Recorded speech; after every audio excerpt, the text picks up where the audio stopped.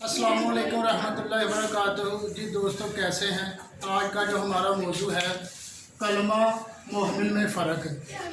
अल्फाज जो हैं ये दो तरह के होते हैं, एक बामैनी होते हैं और एक बेमैनी होते हैं। यानी चंद अल्फाज ऐसे होते हैं जिनका मकसद होता है और चंद ऐसे होते हैं जिनका मकसद नहीं होता। कलमा जो होता है ये बामैनी होता है, यानी इसका मतलब होता है। बामैनी अल्फाज को कलमा कहते हैं। मसलन पानी, रोटी, चाय।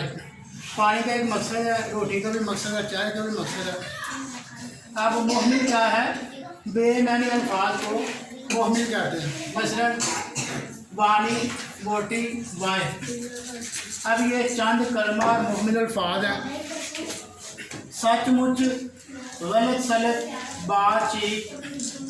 दर्ज वाले अल्फाज में पानी, रोटी, चाय, सच, गलत, बात कलमा है, जबकि वानी, बोटी, वाय, मुझ, सलत, चीत मुहमिल है।